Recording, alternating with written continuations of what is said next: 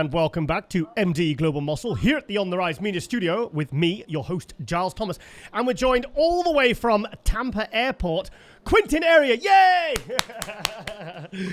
How you doing, buddy? I'm good, man. How you doing? Really, really good, mate. Really good. Right, okay, if you're wondering what the background noise is, he's at the airport. He's ready to go. So yeah, you've had an interesting few days in Tampa at the New York Pro. Sounds very confusing, I realize. So how you feeling, mate? You took 7th place yesterday. How you feeling?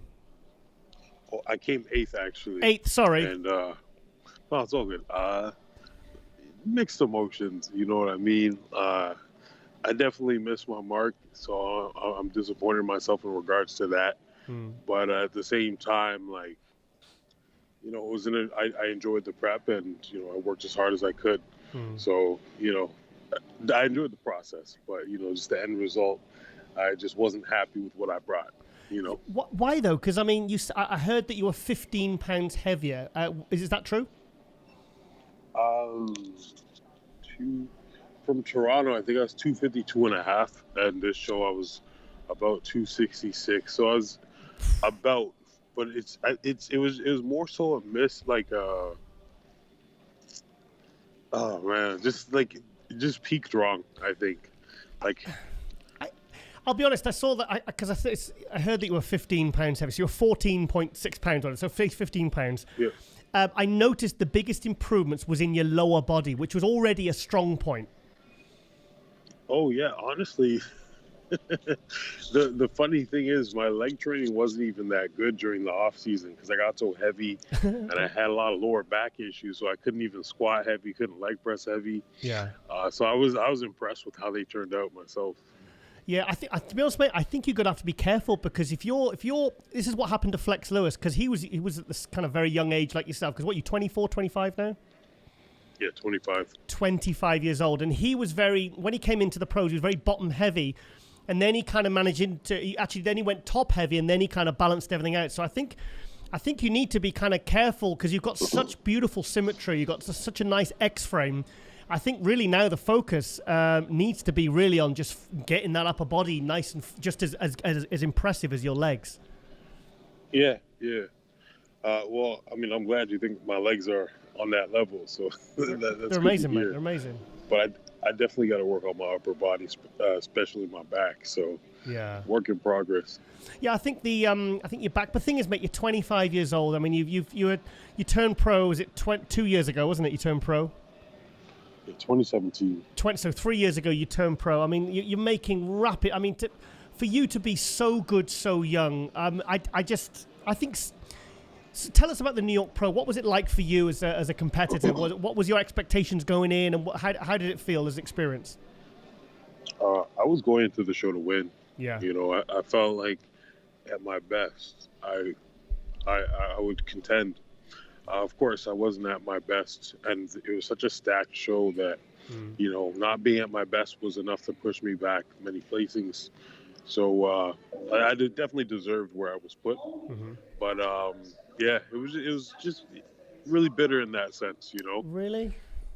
So, well, yeah, when you aim for a certain result and you don't get it. Yeah. I think it's, mate. I mean, it was such an exciting show, and there was so much. There was so many good athletes in this show. I mean, it really was. I think it's. I can't remember there ever being a more exciting New York Pro. I honestly can't. Really? Hey? Yeah. Well, it was a very stacked show. Yeah. Yeah, I guess, there were so many good competitors, so many great competitors. Yeah. And a lot of the guys were nice, you know, spoke to them a little bit backstage. So, I don't know, it was a good experience all around. The show was run very smoothly. The prep was good. There's hard parts, of course. The flight here was a process, but, you know, it was cool. What do you mean a process? What do you mean a process for your flight? Oh, man, because they say that the borders are closed, so most people aren't flying, so there's not a lot of flights. So I think Tampa to Toronto could be around 2.5, 3 hours. Yeah. But there's so many layovers because there's no direct flights.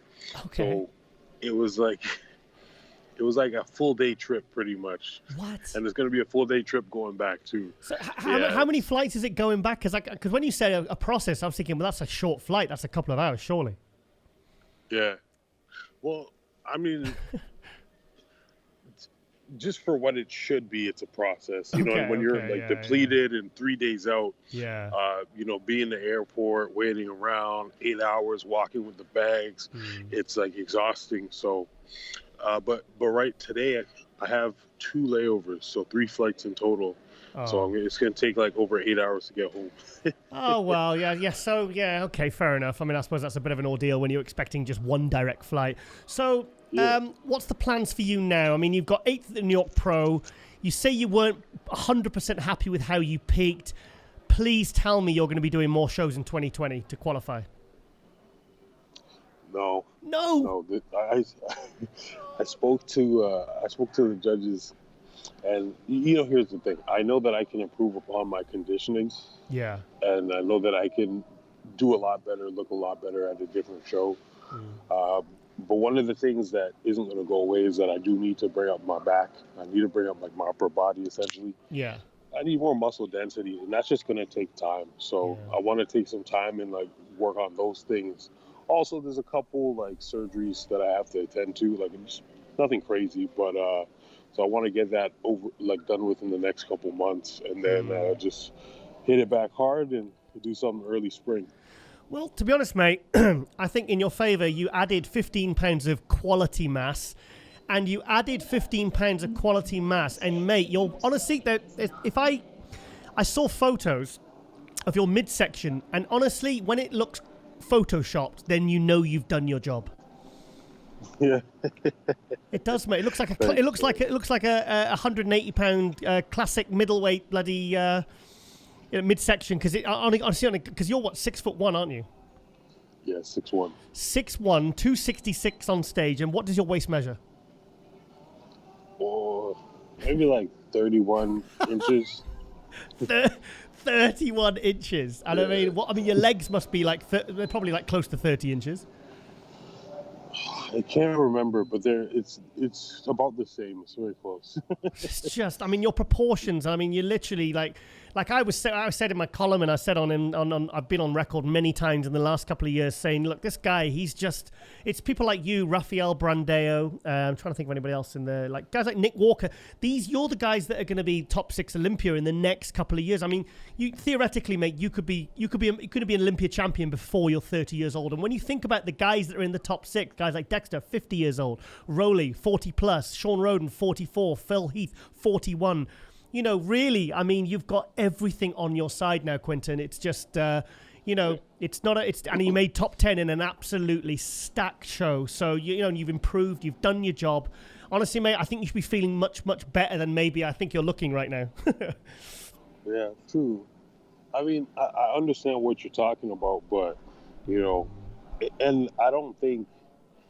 It's hard to say, man. When you're competitive, it's like... I know. I mean, it could have been 4th place. It could have been 3rd. I would have probably still felt the same way.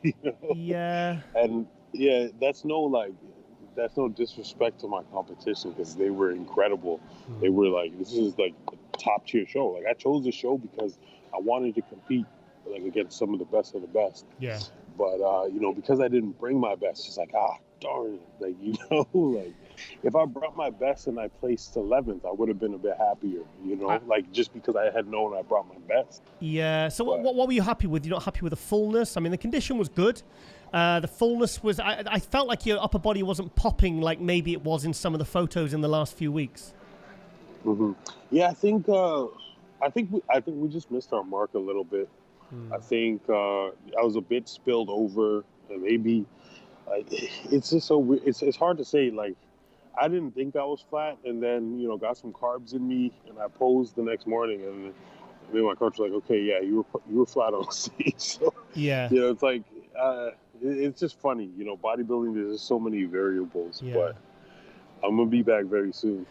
Honestly, man, I think a lot of it is just to do with like muscle maturity and development, and because like you kind of, if you looked at your photos and compared them to like say a young Ronnie Coleman when he first started out, it's you got this, you've probably got, I will say, you've probably got one of the best structures I've ever seen, because you're not that structure at 5'6" or 5'7". You're 6'1". You're for a tall guy. You've got fantastic legs.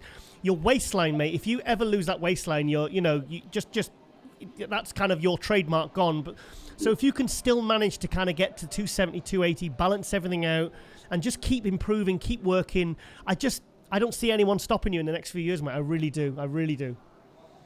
Thanks, man. I really appreciate that. Yeah, I'm gonna keep this one really, really tight this off season. I'm gonna do cardio 4 or 5 days a week. Good. Work the abs. I'm not gonna binge on food.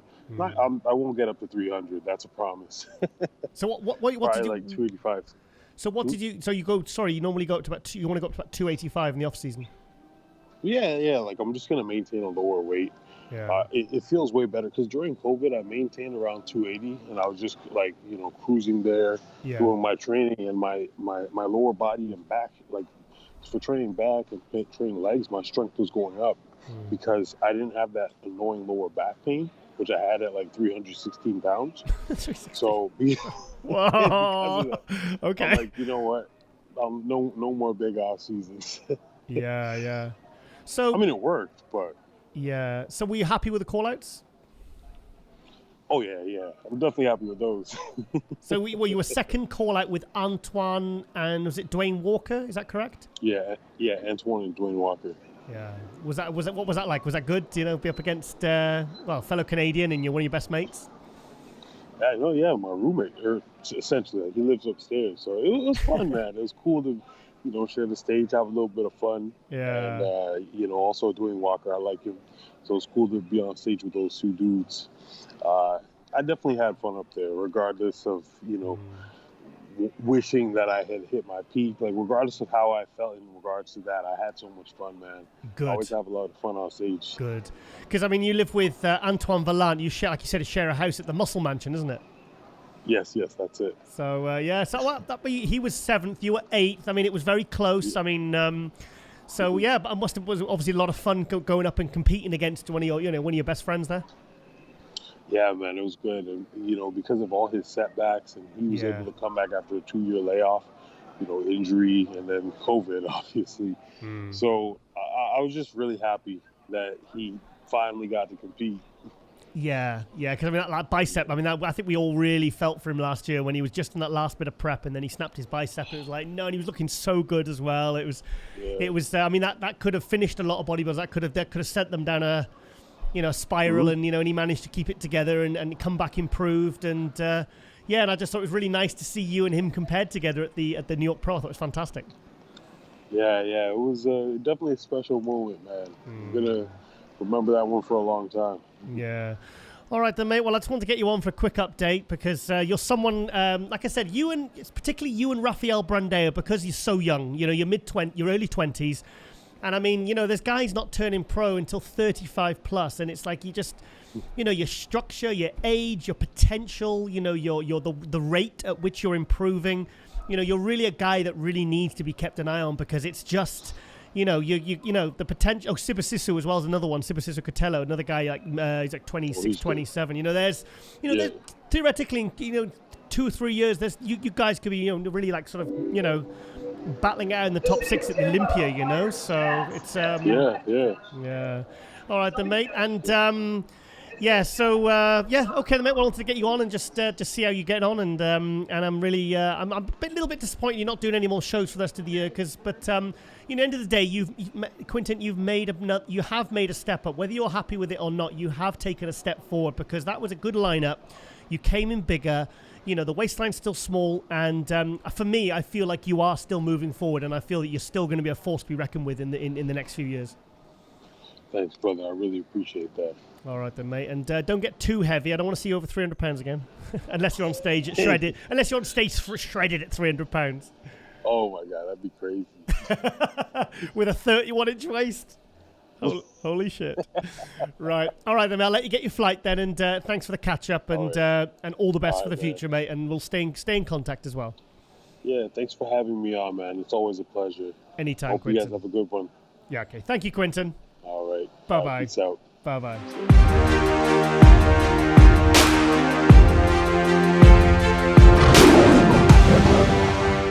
And welcome back to MD Global Muscle here at the On The Rise Media Studio with me, your host, Giles Thomas. And we are joined with New York Pro winner, pro figure, Nicole Zenobia Graham, yay! I was getting confused there, Nicole, because obviously with it being in Tampa and the New York Pro, and I got momentarily confused. But thank you for joining us.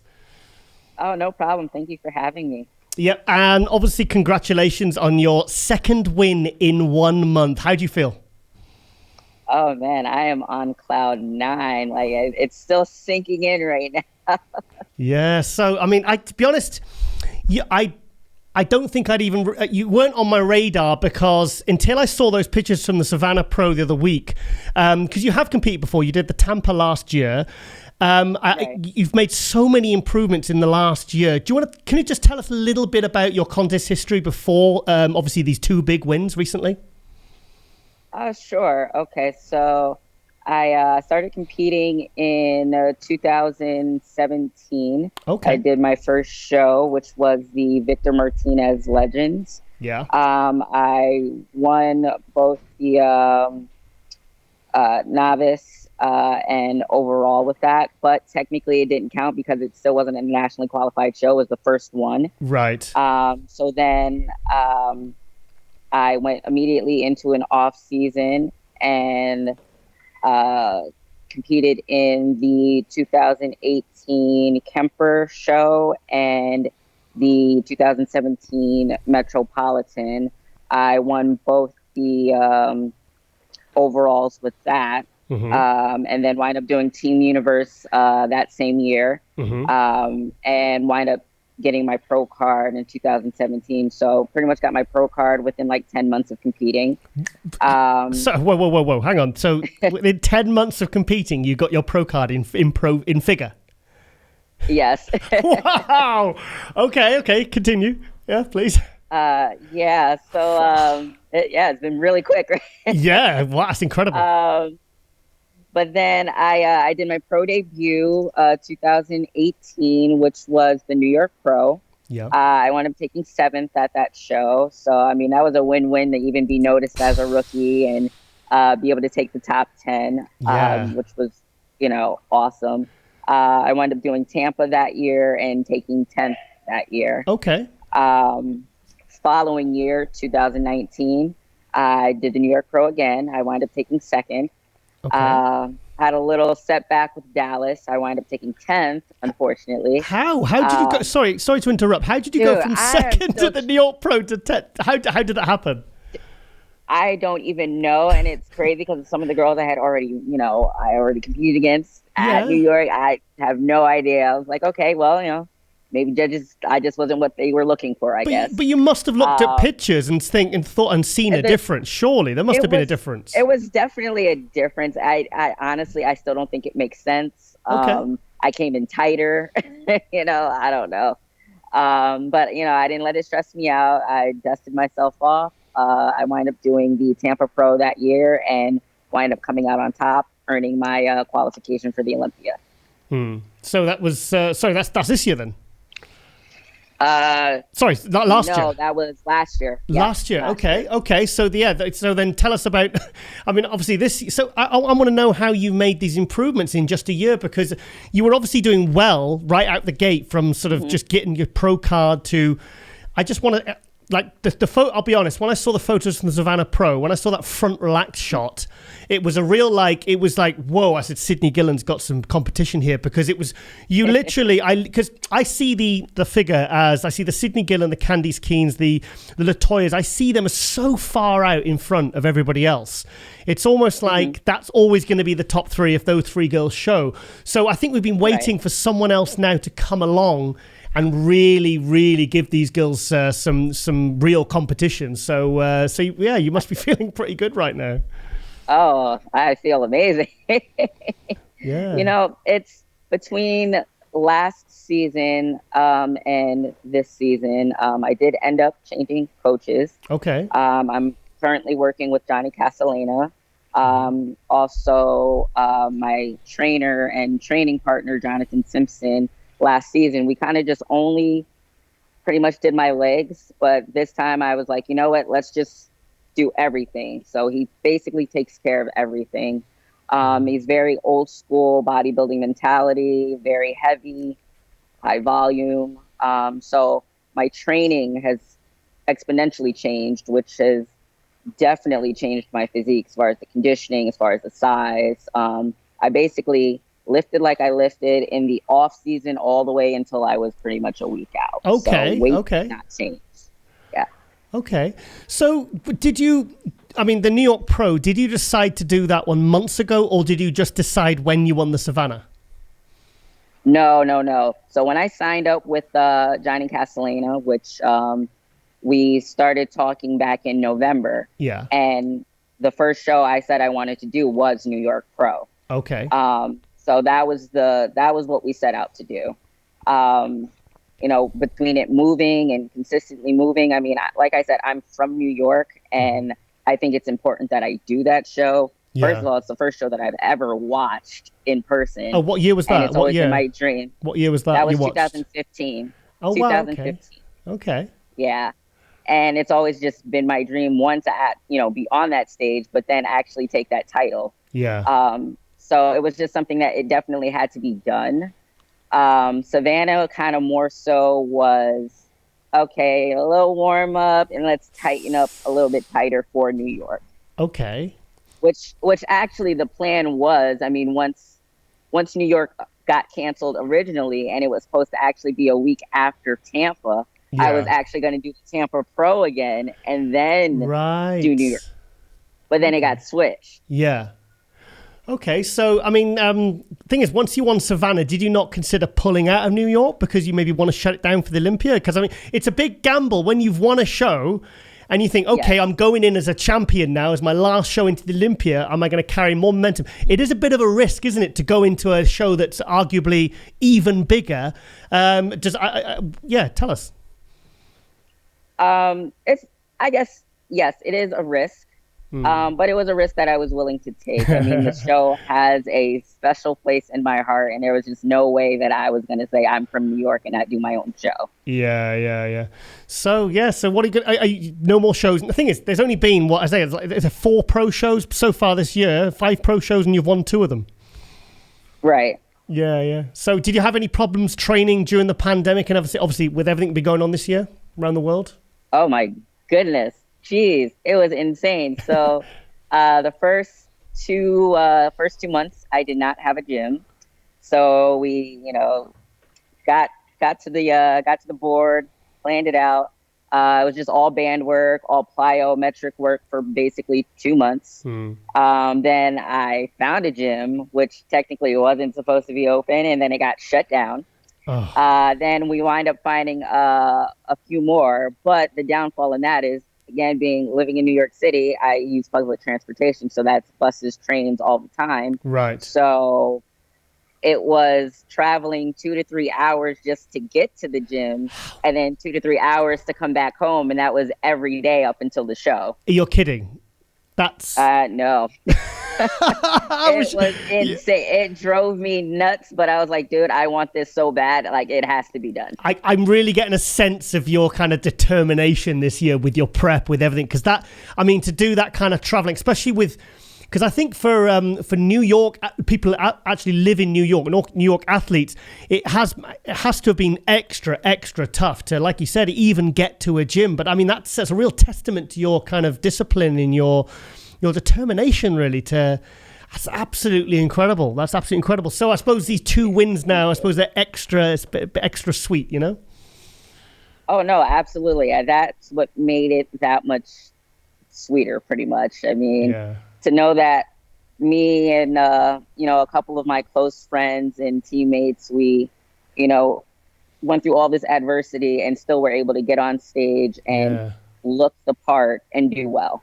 But you didn't just look well. You looked drastically improved over last year. So given everything, you've still managed to overcome those odds and pull through and not just win, but improve. And I mean, I've been shocked overall at like how athletes have managed to, improve their physiques. I'm like, how is this even possible with everything and all the challenge and all the uncertainty, shows being put back? And I just think it's really kind of given me an added appreciation for the mindset of athletes, people like yourself, all over the world. I think it's absolutely incredible, Nicole. Thank you. Thank you. So what was the feedback like from the judges? Did they say it was a clear win, a decisive win from yesterday? You know what? I have not heard back yet. So I'm waiting to hear back from Coach to see what information he's gotten back. I would love to know what they thought. I would love to know what they think I need to work on before the Olympia. That would be great. I mean, I have my own thoughts and things that I would love to, work on a little bit more. But I would definitely love to hear what they thought. I mean, their expressions, at least, being on stage and actually watching their facial expressions was nice. I mean, they seem to be pretty happy. So yeah. I mean, so you say you came in harder for New York. Which look do you prefer? Do you prefer the Savannah look or do you prefer the ultra hard look that you displayed yesterday?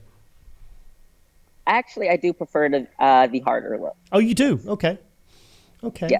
Because I remember Jessica Reyes-Padilla, she turned up to the Arnold Classic last year and she came in a little bit, it wasn't softer, but it wasn't like her normal, it was a different look. And then she went to the Arnold Australia and came in ultra hard and she won. And she said like she too preferred the kind of the harder look. So do you think is that the kind of condition you want to bring to the Olympia this year?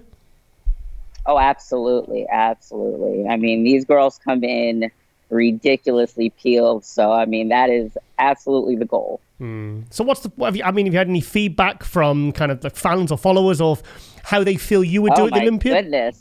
Can't tell us. You know what? I have never received so much love and support. Good. People that I've had no idea. Even, from, legends who have been doing this for a long time, actual, male open bodybuilders, I mean, it's been incredible. Like, I had no idea that I was remotely on anyone's radar or anything like that. And it's these past 2 weeks have been amazing. I'll be honest, I think one of the most shocking things of 2020 in terms of all the shows that we've seen so far, I think when I saw that front relaxed and that one like leaning hand on hip, the kind of relaxed pose, that really was like, whoa. It's like, it reminds me the kind of response I feel when I look at Sydney Gillen in a quarter turn, in a like you just Gotcha. look, you just like, holy, it's like it's really breathtaking. I mean, I think when people would have seen that on the on their Instagram sort of feeds, and I think it was a real like I was like, who the hell's this? What? It was you've really said it. I mean, I think you're really going to be a big talking point going into this year's Olympia.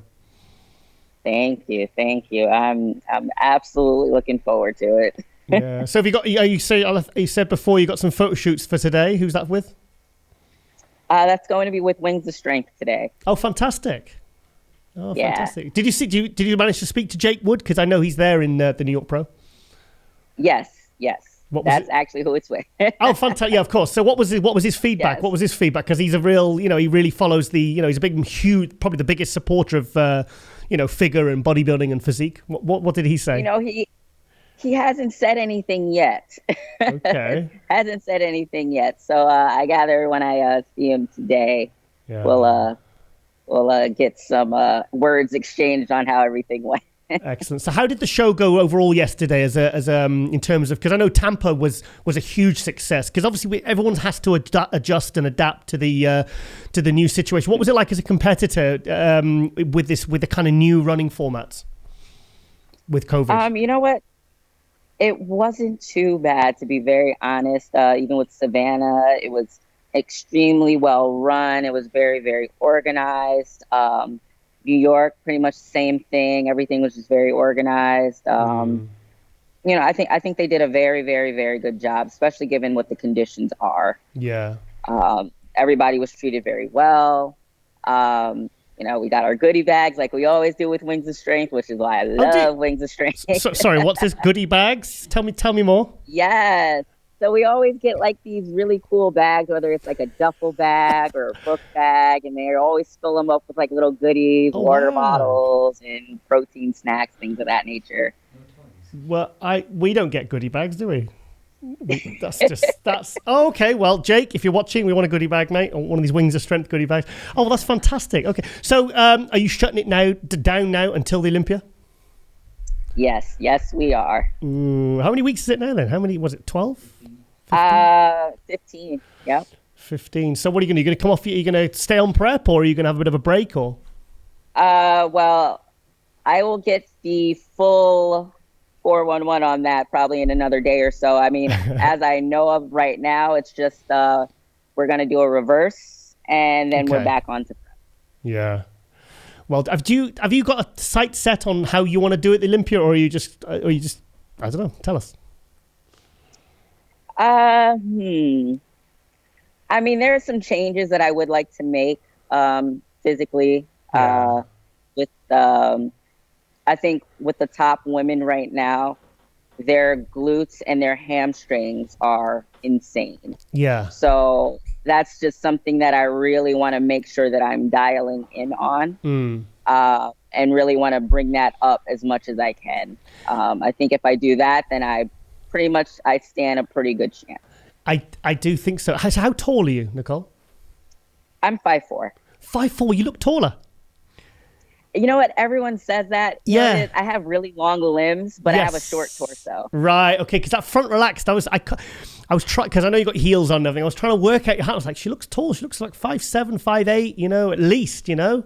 So it must be. So it's the length of your limbs that gives you that illusion of height. Right. Yes. I'm really excited to see you in that front relaxed, especially, and the rear relaxed next to Sydney Gillen, because I honestly, I'll be honest, her quarter turn, I think that's, you just need to, I think everyone needs to step away, just like, you know, like when Ronnie Coleman had hit a rear lat spread or a readable bicep, it's like, you know, just move out the way. But I think that front, because it's based, figure is judged upon those three poses, and I think your front relaxed is a showstopper. It's an absolute showstopper. Your rear relaxed, you know, your lats, your shoulder width, your kind of taper. I mean, it's striking. You know, it's I think you could be I think you could be like the Shanique of the figure division. I really do, and I think Sydney's in for a real fight this year. You know. Thank you. That is super humbling. Thank you. Pressure's on, no? Seriously. No pressure. Thank you. So have you got any sponsors you'd like to tell us about? Any thank yous? Yes. Well, I mean, first of all, absolute big thank you to my coach, Johnny Castellana, to my trainer and training partner, Jonathan Simpson, my two wonderful sponsors, Flexibella Couture. She does all of my suits. And Body Bling Jewelry, who takes care of all of my jewelry. So thank you. They make me look amazing. Okay. So what are you doing today? You got a photo shoot today, and then when do you go back home? I go back home today. My flight is 6:55. So you've got a photo shoot to New York. You got a photo shoot at 2:00, and then you got to run to the airport to get a flight home. Exactly. Oh wow. Okay. Well, Nicole, honestly, I think you're really, because I think, especially with the way that Tampa went, I think there's a real added appreciation, I think, with everything that's gone on this year. So to see athletes kind of emerging, people like yourself, even though you've been around a couple of years, to really emerge, but also improved, and to kind of see the challenge you've gone up against with traveling to get to a gym and to training. I mean, the fact that you managed to improve your physique when you're training at home with bands, I think just blows my mind, to be honest. I think it's, you know, so with a 15 weeks good training, I think you're going to make those improvements, and I think you're going to be it's going to be really exciting for Vegas. I tell you, in December, really exciting.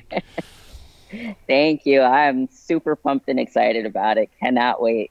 Okay. Oh, quickly, do you follow the male bodybuilding at all? Yes, I do. Oh, this is going to be a good one. It's going to be a good one. Tell me then, who's going to win the Olympia? Who's going to win the Mr. Olympia, Nicole? Ooh, geez, that's a tough one. I mean, if Phil, it isn't. It's easy. If Phil comes in right, man, I don't know. Sheesh.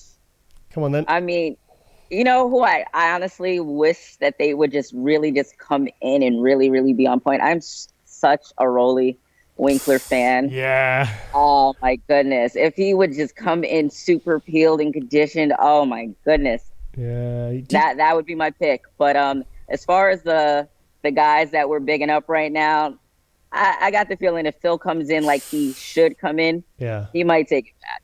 Wow. So, I mean, Phil. Yeah, well, he's won 7 Olympias, and he's a lot of people say he should have won the 2018 Olympia. I mean, I I thought it was a flip of a coin. I thought both him and Sean Roden looked amazing. But Yes. I also would like to see Roly come back, because I think he's almost not been going all out with his training, because until the announcement last week about athletes being able to travel and definitely get to America, it's almost like I think some have maybe been holding off a little bit. But now that announcement's come out and they can get, now they're going to be going all out. You've got Brandon over in Dubai. You know, these guys are going to be going all out now to bring their absolute best. And obviously Roly had a very, kind of dodgy year last year. So so you like the freaks then? You like Roly and Phil? Yeah. Awesome. All right then, Nicole. Well, I'll let you get to your photo shoot, and I hope it goes well, and catch your flight, and get back in the gym and get. I want to see you in that first call out next to Sydney Gillen, 3-time Olympia champion. It's going to be really. Yes. It's going to be so exciting. Oh man, I'm excited. Thank you so much. Okay, Nicole. It's been a pleasure, and I'll see you in Las Vegas in December. All right. Yes, you will. I'll see you there. Thank you, Nicole. Bye-bye. Thank you. Bye-bye. Bye-bye.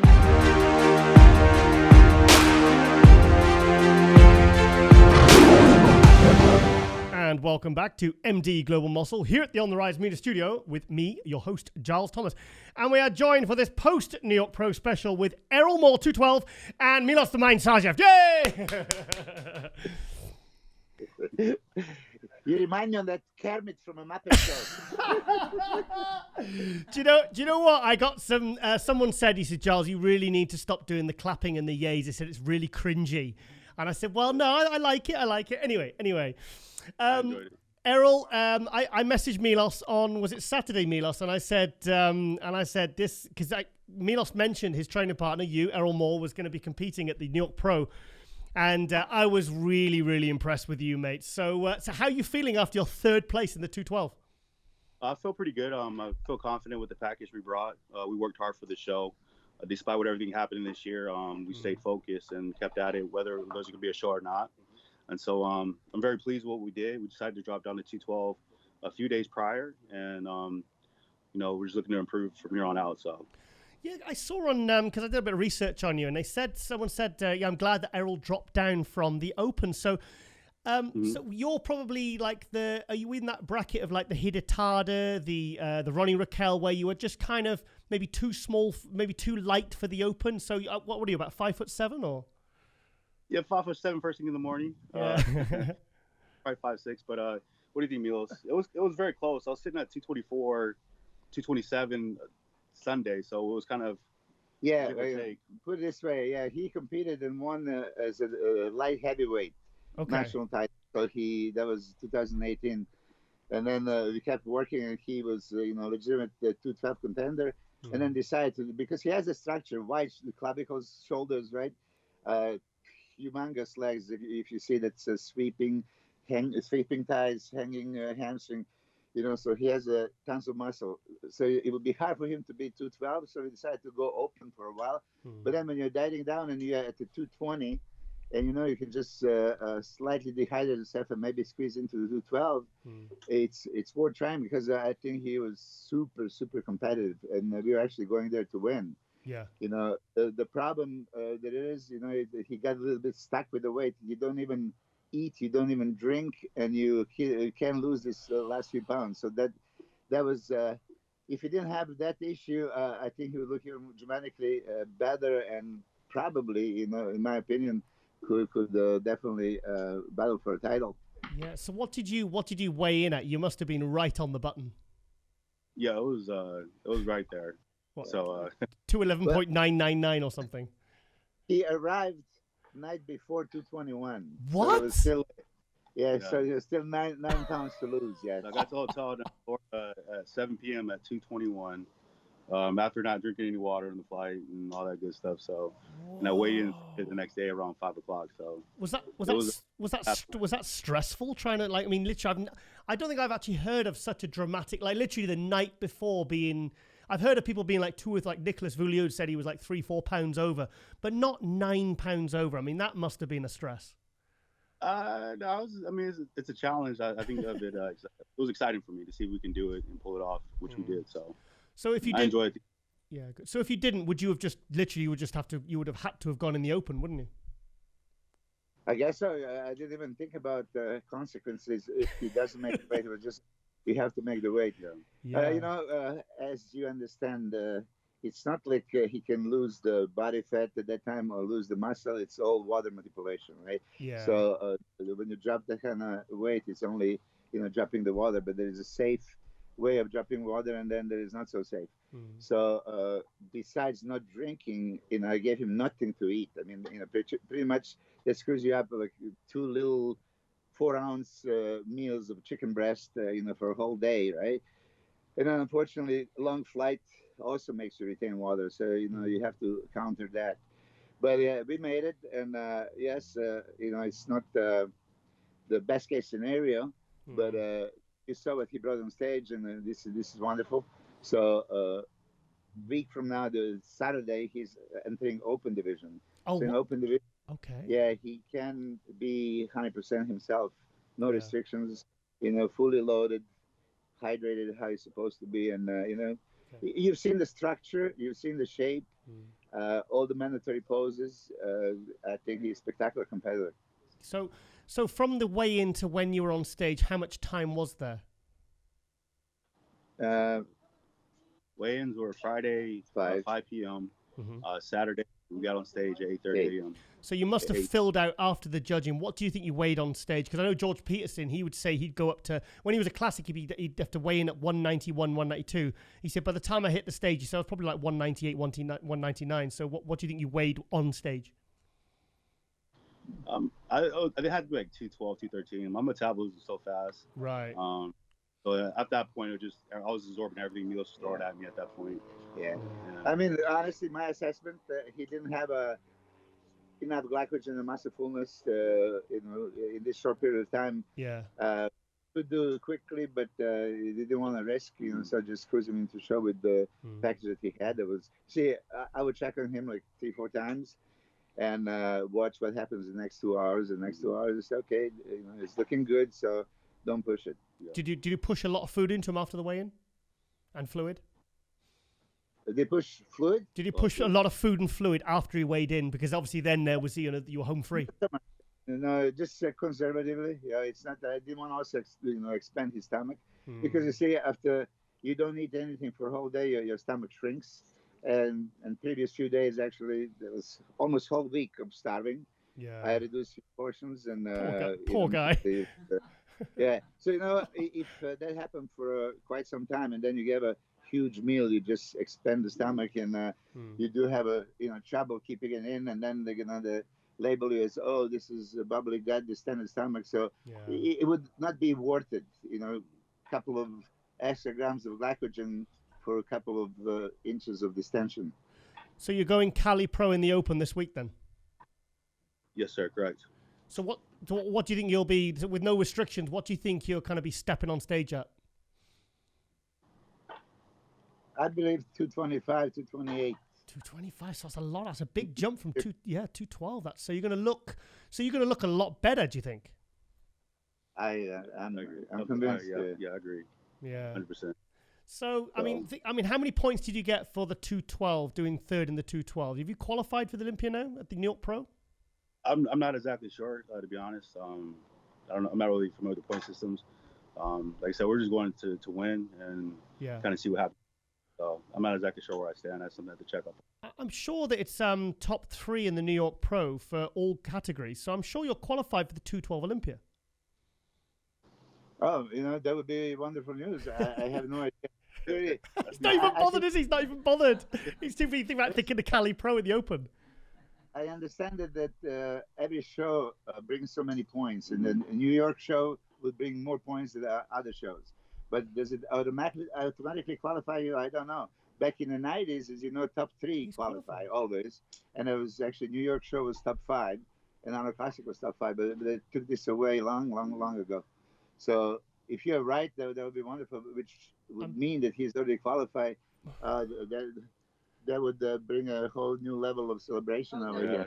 Yeah, no, I'm fairly. I'll have to go and check afterwards. I'm fairly sure you're qualified for the 212. So you could do the Cali Pro, you could do Chicago, you could go in and not stress and do the Open, maybe pick up some more points. I don't know, but I'm sure you might be qualified. I think we need to go and check this because you might be qualified for the 212 Olympia because you could just go and do a couple of open shows now, suck it down for the Olympia, and then go jump in the 212. Yeah. You know how Hadi Chupan last year had a chance to choose which one to take for both 212 and open? Yeah, that would be nice worry to have. Yeah.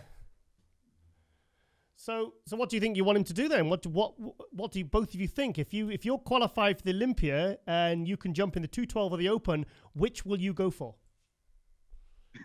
Come on, no, because seriously, because in the 212, you're probably gonna surely be going in with a slightly better chance of doing better in the 212, but then you're good enough to do well in the Open as well. So what's it to be?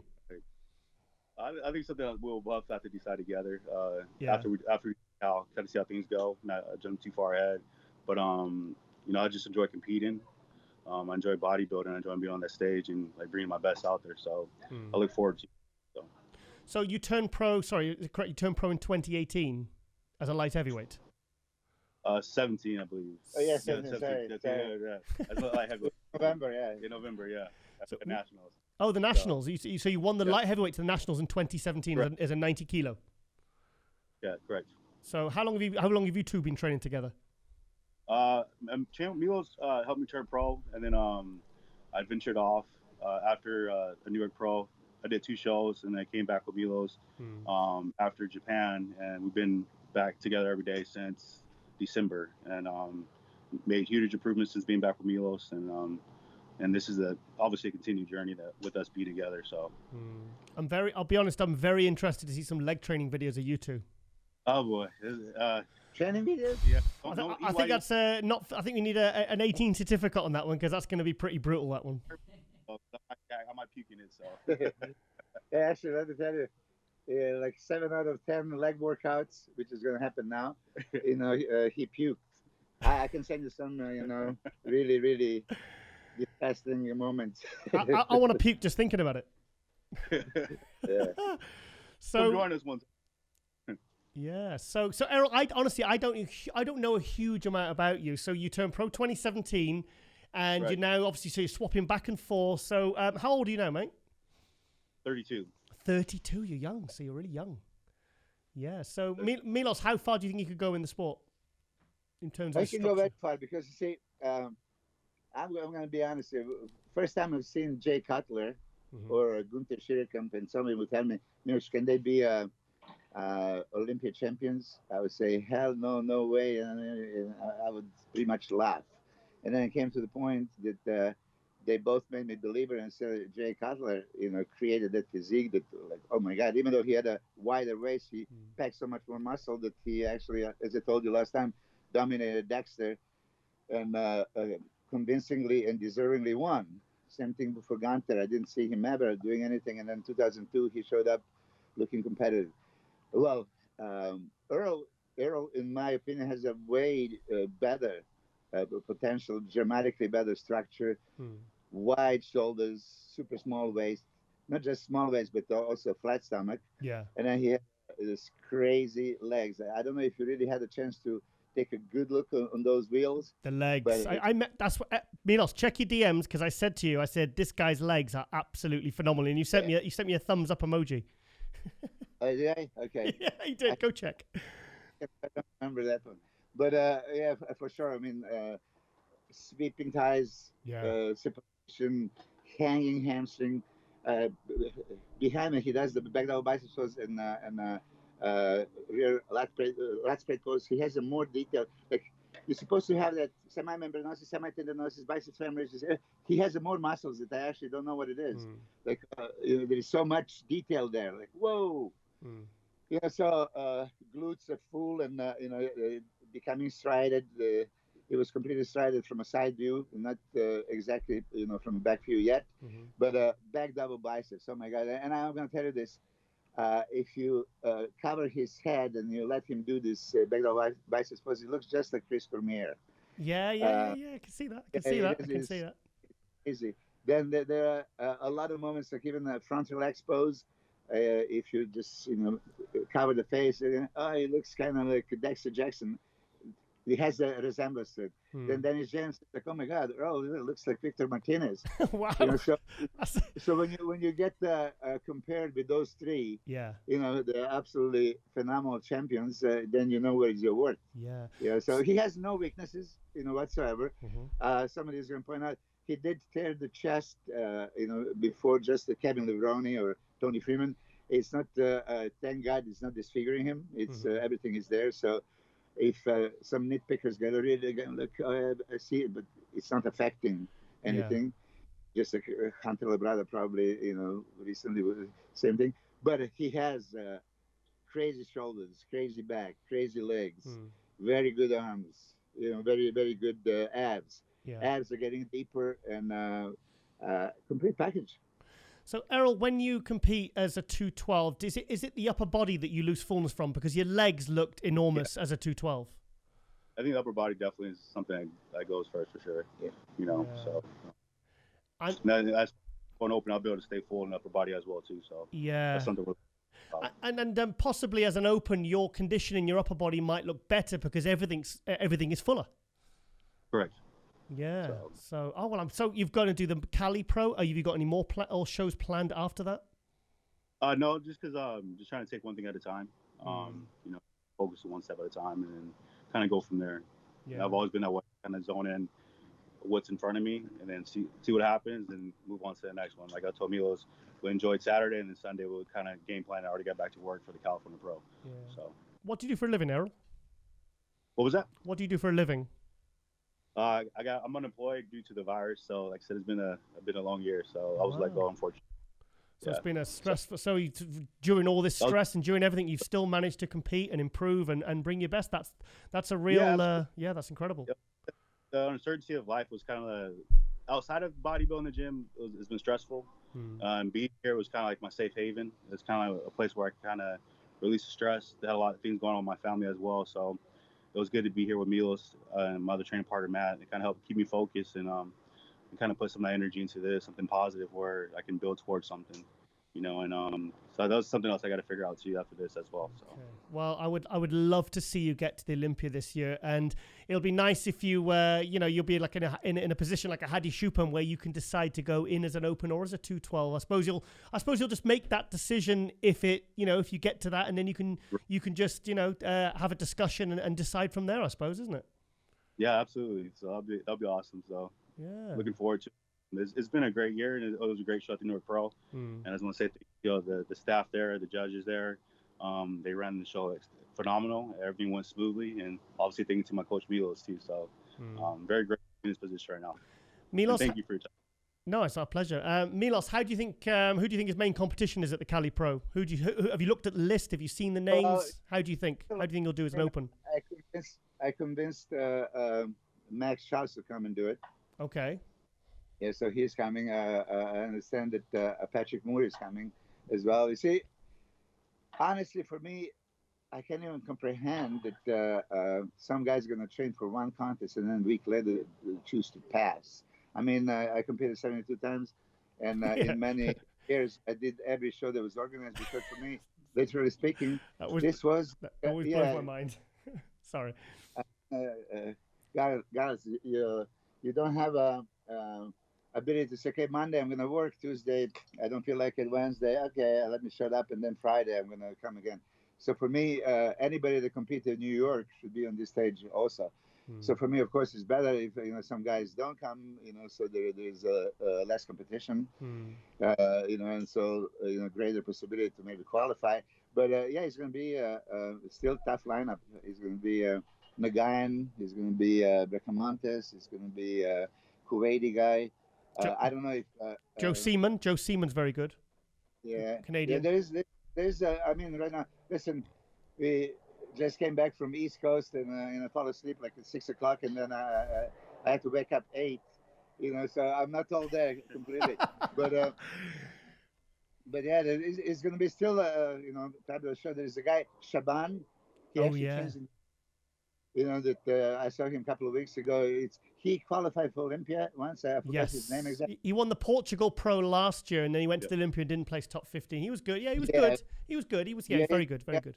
He has everything. And a couple of weeks ago, I see him here He improved in size department, and it was pretty lean. And he's one of those powerful guys. So he's a contender for sure. Wow. And everybody that enters is going to be a contender. Which was great that I've seen in New York Pro. Tyler Mannion gave a million comparison. He was going back and forth, switch left, right. So that was very refreshing to see. I mean, I really, really appreciate it. And that gives a chance and opportunity. Okay, you stand to, Max was put next to Jan, next to Joe, next to Justin, next to Mustafa, everybody. So I rarely see this nowadays, and he did it, and I really, really appreciate it. A second thing that also was super impressive and respectful is that Tyler Mannion stayed there, and actually he sent the messenger to the guy to say, like, anything you want to know about the contest, about your physique, what you need to improve, come talk to me. No, that's good. Which was hell yes. I mean, this is how it's supposed to be. This is the best case scenario, because then you can hear exactly, okay, you're lacking this, you're lacking that. So this is very refreshing. And I would say this, all these interviews, wrap-ups after the competitions, they're asking sometimes you, me, Chris Acedo, and I would love to see you guys do the interview with all the judges. If I'm a judge, and I say, I would love to do that. Okay, I put you first because he has the best combination of balance, aesthetics, shape, conditioning, size. I would love that. I know that Ron Harris has interviewed Steve Weinberger and Tyler Mannion, and they said it was good interviews. I think maybe sometimes they're reluctant to. I don't know why. I don't know. I'd happily interview some judges because I'm interested. Because I've judged a few times, and I'll be honest, it's one of the things I did that I didn't actually enjoy doing. I found it a lot harder when you're sat in that chair. It's very, very hard. It's that, and there's that and the show promotion that I did that I found the most. The stress versus return. Because of all the things I've done, I found those are the two things I found that probably I would not want to do again, to be honest. Yeah, but it's difficult. It's tricky. Like I like Dexter Jackson's physique much better than Jay Cutler's, right? So for me, if you would ask me before 2009 Olympia, who's going to win? Going there already is Dexter, of course. That's my favorite physique. I know his shape, I know his conditioning, I know it. But then, Jay Cutler sat next to him. It's like, hold on a second. Well, he beats him in this and in that and in that. So you end up being in everything. It's like, oh shit. So it changes your mind. So that's why I want to say it's not easy to judge. It's easy for us to complain. Afterwards, I think this, I think that. But to quantify it, and for the first time, I had a chance actually to be there when Tyler Mannion was explaining exactly. He tells you. Fantastic. He told Max Giles, you need more separation and sweep to your thighs. You need, to adjust your back poses. You're not doing it correctly, not presenting. Lower lights have to, come out, and that was a spot on. Okay. So this week, are you really going to load Errol up for the Cali Pro? Yeah. So look, he's excited. He's like, yes, food. I love it. Love it. Come on, how much? How many carbs are you going to put into him? I think he wants to hear this. Yeah, sure. Yeah, he's going to be a much bigger, better version of himself. Because right now, I can predict this. He's going to be considerably fuller. He's going to actually emphasize his symmetry, proportion, aesthetics even more so. Yeah. When he's fuller up here, and then that has a teeny tiny waist and then sleeping tight. Yeah. That, extreme X frame. That's the catchy. So you glance on the stage and you see like, ooh.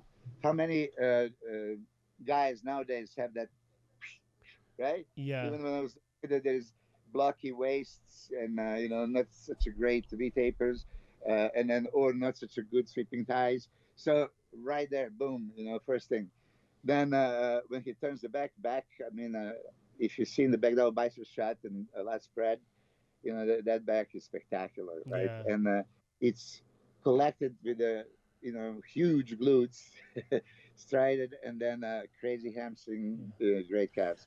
So I'm looking forward to illusion that he's going to bring on stage. Yeah. He's going to look like he's 250. Is Errol very carb responsive? Does he really fill out when he gets the carbs into him? Because, has he? Carb responsive. Carb responsive, yes. Yeah, he's carb responsive. Good. Well, good then. I mean, I think he's going to be minimum 225 plus on stage. I mean, it's like kind of what we're excited to see from Flex Lewis. You know, to see a fully loaded, no restriction kind of version of Flex Lewis. We're going to get to see Errol fully loaded and really kind of nice and full to bursting. And I'm really excited to see the comparison as well in just 1 week with no weight restriction. Because I'm trying to think if I've seen someone go from what I remember Hadi Choopan in 2017 did the Korean Pro as a 212. And then a few weeks later, he did the San Marino. And in San Marino, he looked 10 times better, 10 times more impressive, completely different physique. So hopefully we can see this with Errol this week. That's the goal. That's what we're going to focus on. So how many grams of carbs are going to have per day, Milos, you think? Tell him, come on.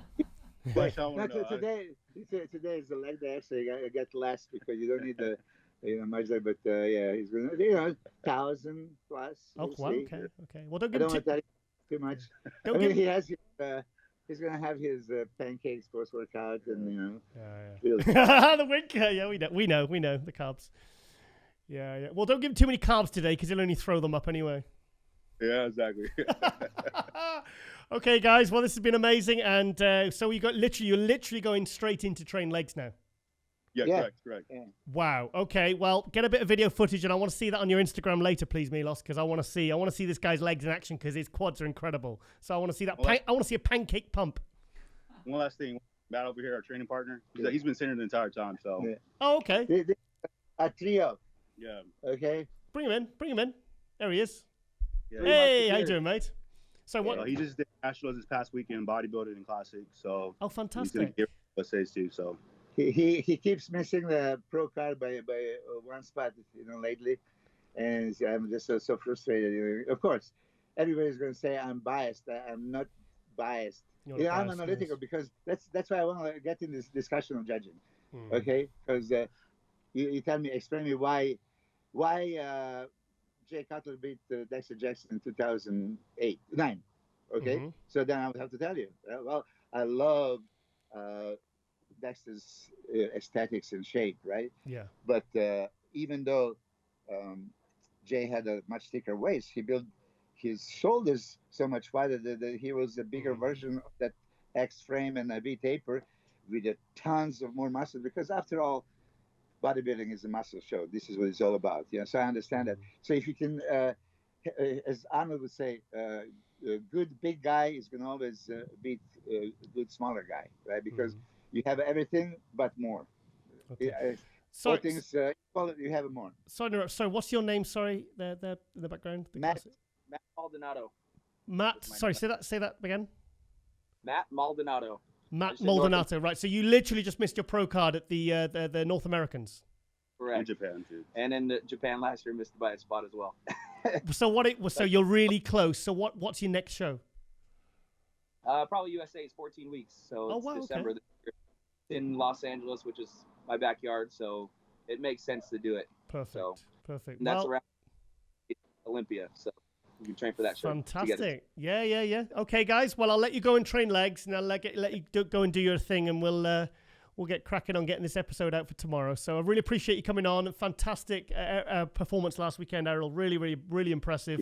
Thank you for coming in, Milos, as always giving us your analytical mind there, and good luck to yourself as well for the USA's in 14 weeks' time. It's been an honor, and I was looking forward to it, so thank you. Well, our pleasure. Thank you. All right then, guys. Yes, sir.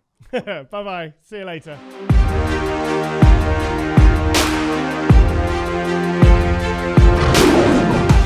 Okay, guys, we're going to do a bit of a new segment here, seeing as the New York Pro images have hit the MD galleries on musculardevelopment.com. So I'm just going to do a little brief rundown on my take of what I've seen from the top 10 in the open men's. I'll just stick to the open men's for now, just to kind of just give a brief review. Okay, 10th place, we had Philip Claha, was it Jamaican Tank? Jamaican Tank, I think it was. Yeah, Jamaican Tank. He was on Runline the other week. Very, very big guy. He took 4th place in Tampa, and he's dropped to 10th place here. Probably a little bit disappointing for Philip, but it was such a stacked show, the New York Pro. But this guy, he's got great proportions, this guy. Look at that. Yeah, he's huge. In fact, and it's not even his front shots that I think are his best. I think the one thing that really shocked me, impressed me more so, was his back shots. I mean, it was a really good back shot. Yeah. Okay, the rear lat spread particularly, absolutely huge. I mean, look at the wide back there. I mean, that's a very, very wide, dense back there. Look at that. Wow. So, yeah, I've not heard of this guy before, Philip Claha. And then he popped up at Tampa, took 4th place, which was very impressive. 4th place in a big show like that. I've not actually seen the run line, so I don't know a huge amount about this guy. But, yeah, so he's definitely made an impact. I know it was 10th place here, still top 10 in the 3rd biggest pro show in the world. So, yeah, so very impressive. I hope to see more of Philip. I'd like him to maybe see him do some more pro shows before the end of the year. I'm not sure whether he'd qualify for the Olympia, but I don't know, maybe he can get through on points. Let's see. Okay, 9th place was Dwayne Walker. So, Dwayne was 3rd place at Tampa. He dropped to 9th place here. Another one like Philip Claho's dropped here. Okay, I love this shot. This shot is amazing. Look at that. He's got his eyes shut there. Right. So I think he was a little bit fuller here than he was at Tampa. But for me, I felt like he lost a little bit of conditioning in the legs just from literally what I've seen in photos and videos, because obviously I wasn't at the show. I'm purely going upon what I've seen. But Dwayne Walker, the big general, there's a guy who's really, really impressed a lot of the very well, kind of the notables in the industry, the kind of the experts, if you will. Very impressed. He did the 212 last year. He did Indie Pro last year, and this is his second show as an open. He did the first one, which was Tampa. Tampa was 2 weeks ago, wasn't it? 2 weeks ago. About 5'7", 225 pounds. Very super wide shoulders. Great muscle detail. Really brought his legs up in the last year, but he still needs to stick another kind of 6 to 8 pounds on in the next year, I would think. But yeah, this guy has got a lot of people talking in the industry. A lot of people very, very impressed. Great aesthetics, great posing, beautiful presentation. I'd say he's been one of the biggest talking points of the 2020 season. I know there's only been 3 pro shows now in the open men's. Is it 3? Yeah, I believe it's 3. But he is a guy that has got people talking, man. So I spoke to Dwayne. He was on episode, it was a couple of weeks ago on Global Muscle. And he is a guy who, he said he's moved to Jamaica to Florida. He's a personal trainer over there in Florida. And sorry, I need to get some pictures up. 1 second. Look at that. So, yeah, fantastic. He's a guy, he's going to be doing pretty much every single show he can do because he really wants to get to the Olympia this year. And I think, I'd imagine he's doing pretty well on points. I mean, 3rd at Tampa and 9th place here. But obviously there hasn't been many pro shows. But I would like to see this guy get to the Olympia. I actually believe, regardless of his 9th place here, I think he could be a threat for top 10 at the Olympia if he really nails it. I think he nailed his conditioning slightly better at Tampa. But yeah, very, very impressive guy. And really, he's kind of like been a real kind of, he's really stepped up this year. So, okay, so fantastic. And Dwayne Walker. Follow the big general on his Instagram. Cool guy, I like him, really like him. 8th place, we have 25-year-old Quinton Eriya from Canada. Can you believe this guy is 25 years old? Also in this episode of Global Muscle, gave us a little update. 6'1" in these pictures. He's 6'1", 266 pounds.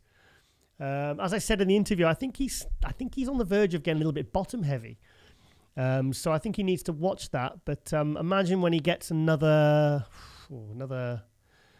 10, 15 pounds in his upper body. I mean, he's 25 years old. I mean, guys aren't even turning pro till their mid-30s. So what he's doing now, I mean, here's a guy like Rafael Brandao, Sibu Sisukotelo, that really are going to be potentially the top names in the next 2 to 3 years. I mean, to think even in 2 to 3 years, he's only going to be 27 or 28 years old.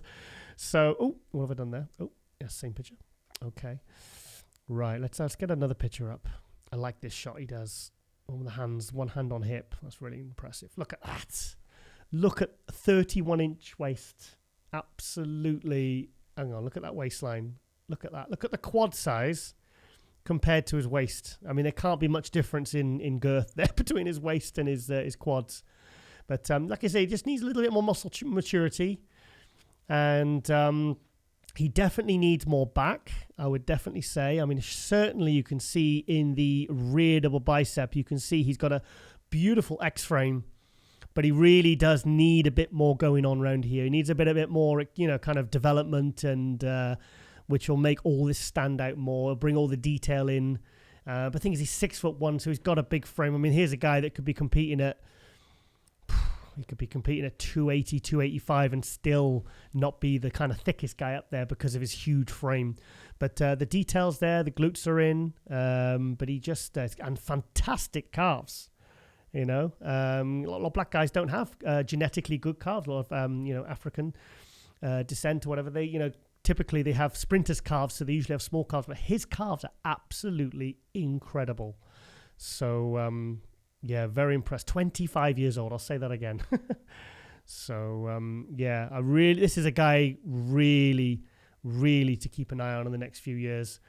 Shares a house with Antoine Vaillant, who we're coming to next, because Antoine was 7th place. I think Antoine was probably going to be a bit disappointed with 7th place, but to be honest, it was such a good show. It was a very, very stacked lineup. A lot of people commented on Antoine's posing, saying his posing routine was absolutely amazing. Yeah, I think he looks great there. I think he looks absolutely fantastic. Fantastic shoulders. The legs are out of this world. The conditioning. Let's have a look at those quads, man. Jeez, look at that. Great separation. Obviously, I'm very happy for Antoine because last year I think it was his right, one of his biceps, he tore them. I think it was about a week or 2 weeks out from his show. And he keeps us very highly updated. So I was very disappointed and a lot of us were very disappointed to not see him compete last year. But he regrouped. He managed to keep his head on and, go back to the drawing board. Oh, what have I done here? Same picture. Okay, 1 second. Let's have a look. Yeah, let's get another picture up. He's posing. Yeah, real character, Antoine. I love following his Instagram. He puts a lot of effort into his videos. Very, very funny videos he puts out. Back shots. I feel like Antoine needs more. I think the areas he needs to improve are his chest and back. I think there's no denying that. Calves are incredible. Very dense. His lower body is absolutely second to none. Really, really impressive. So, chest and back, I think, for the next year now. I'm hoping Antoine will do some more shows this year. But I think we're just happy to see Antoine back. We're happy to see Antoine improved. And, really happy to see him up there. So 7th place, I mean, he just missed out top 6 on the 3rd biggest show in the world. That for me is a step up for Antoine. So, and he's still, how old is he now? Date of birth. 7th, 28. That doesn't tell me anything. Okay. I think he's mid-30s, Antoine. But, he's a big fan favourite, Antoine Vaillant. Look at that. Great detail, great conditioning. The first initial photos I saw, when I think he was compared to other people, I was thinking his conditioning wasn't nailed. But looking at these higher resolution images, you can see his conditioning is good. It's good. Could still be sharper, though. Still get some more detail on the upper body around the abs and everything. We could still see a lot more striations here. But overall, I think this was a step up for Antoine. I think it was. So, okay, now we're going to go into the top 6 of the New York Pro. Patrick Moore, 10th place at the Olympia last year. Bit of a disastrous Arnold Classic appearance early on in the year. I think many were expecting a lot more from Patrick. His condition was off at the Arnold Classic, and this is his. He looks great by himself. Beautiful aesthetics, beautiful shape, great shoulders, fantastic midsection. I'm always especially impressed with Patrick's side pose. I love his side chest. I mean, look at that midsection and the shoulder to waist ratio. Look at that shot there. Okay, there you can see the shoulder to waist ratio. Fantastic chest, good calves, good proportions. He just needs. I think he was just outmassed at this show, but still he made top 6 in a very, very tough lineup. I mean, there he kind of Yeah, you can see that he does need more size if he really wants to be cracking, like, you know, because someone with Patrick's potential should really be cracking top 3 at shows like this. That's what he's capable of. In fact, he's capable of winning shows like this. So, hang on, we get look at that X frame there. Look at the taper there. Look at that. Amazing. There we are. Yeah, the condition's good. He's prepped by Chris Aceto. But I think there's a lot of expectation from Patrick. I think maybe there's people expecting him to kind of almost be a threat for like the top 3 Olympia. But I think he's still a couple of years away from that. But I mean, look at this. I mean, this is. I mean, that to me is like. I mean, the arms, the abs. You know, he looks pretty much perfect there. So he just needs more size, which will come in time because he's improving at a rapid rate.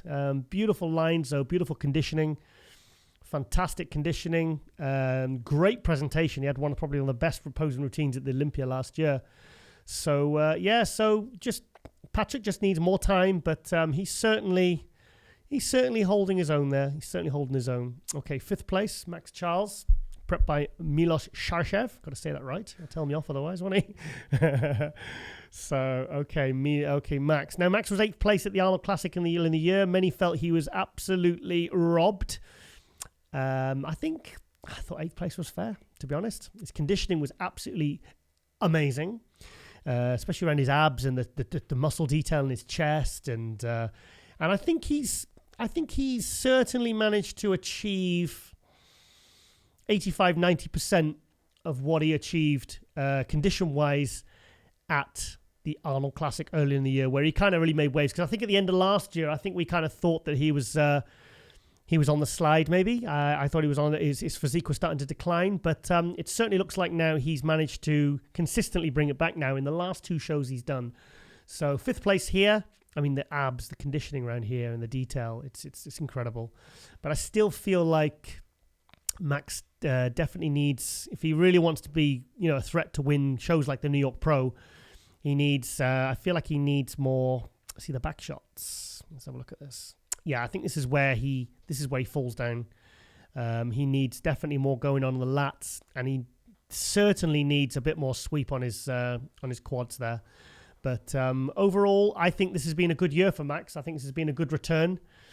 And, I think many of us thought he was starting to fade. But, I mean, look at this shot here, side chest. This is a good shot for Max. Yeah, the detail in the chest and everything. Fantastic. Yeah.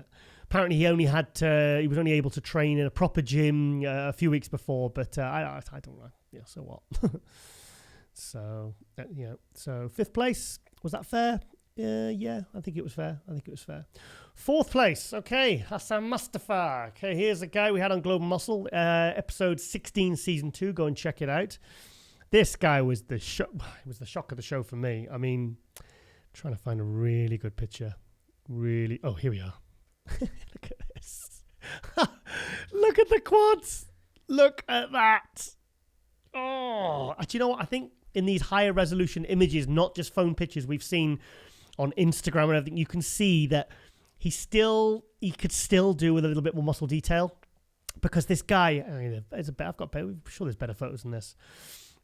Here's a guy with so much mass. When someone's that big, round and full, they really need to have the matching detail, or they kind of look like blocky, But I tell you what he has managed to do, because he was 5th place at Tampa last year. I think he was 3rd at the Indy. I'm sure he was 3rd at the Indy. Is he had a very kind of bloated midsection last year, but he successfully managed to bring that in.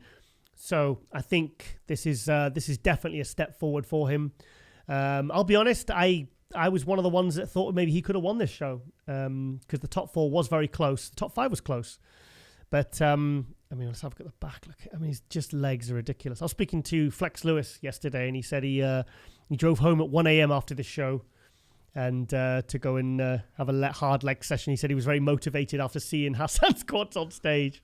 So, this guy is not missing. God, look at that. He's not missing any body part. Look at the calves. Look at the shoulders. Look at the quality of the muscle. He just needs to keep doing what he's doing, because this is his only 2nd year competing as an open pro. Absolutely impressed. I'd like to see him do more pro shows because I would definitely like to see him in the Olympia. I think Hassan at his best. I think Hassan, I think he's top 6 Olympia this year. I believe he could make top 6 Olympia this year. I think he should keep going. He should keep competing because, I mean, look at this. This is unreal. I mean, the fullness and the size this guy carries, the amount of muscle. I can have a look at another side chest shot. Look at the hamstring drop. Look at that. I mean, it's not a very good picture, though. But, fourth place. It was a tough show. Third place, we had Jonathan De La Rosa, won 2 shows last year. He won those at the Puerto Rico and Toronto, I believe he won last year. He was hoping to make top 6 at the Olympia. He just missed that. He came 11th place at the Olympia last year. John's someone that comes out. Let's go to the frontal bicep. That's his best shot. Let's go to the best shot first. John De La Rosa is one of those guys. He comes out very, very, very strong, but he seems to fade really quick because sometimes you get guys that the more they pose, the better they look. And some guys, Jay Cutler, Dennis Wolf, these were guys that would fade very, very fast. So they need to be in that first call out. They need to be, coming straight from backstage where they've pumped up. And so they need to be seen quickly for the judges to make their decisions because, otherwise they don't kind of, they fade and then they can slip in the judges' estimations. So let's go to another picture. I mean, he's very complete, very complete. He's not missing any body parts. Front lat spread here. Yeah, I mean, he's just super complete, super complete. Like if you look at his side chest when he first comes out, he looks great, full, and everything's separated and popping. And then by the end of the show, it's just he kind of is all his detail just completely disappears. I mean, look, he looked too bad there. But he needs all this etched in like he was at Puerto Rico last year, sorry. Otherwise, he kind of just looks, he does look in condition. So Milos Sarcev said he looked 6 weeks out. I think that's a bit harsh. But he did. But I can see what he means. I would love to see John maybe drop another 5-10 pounds and just to see whether it helps with his level of separation. So I'm sure Neil Hill and Flex Lewis are getting on his case. Okay, second place was Justin Rodriguez. The best I saw Justin ever was when he took 7th place at the Arnold Classic in 2018. And every show he'd done since, for me, was a disappointment because this guy he's incredible. But sometimes I see pictures of him 6 weeks out and you just think, mate, you're not going to make it. You ain't going to make it. But he always kind of comes in. He's not one of these guys who likes to be looking almost ready like 4 or 5 weeks out. He's ready on the day, which I think is a bit of a hit and miss. It works for him, obviously. But he looks big and full and dry here. But here's a guy. I was kind of changing my mind between him, John, and Hassan for the win. And kind of some pictures. The readable bicep is a shocker. Most Muscular is a good one as well. There you go. Look at that. That's a good shot. There you go. Yeah, that for me, I would have. Yeah, that's a winning shot. That one. That's a winning shot. Yeah, great calves, great legs. Still got a little bit more leg mass maybe to match the huge upper body, the huge arms, huge back. But let's go to the rear double bicep. This was the shot that I thought had everyone.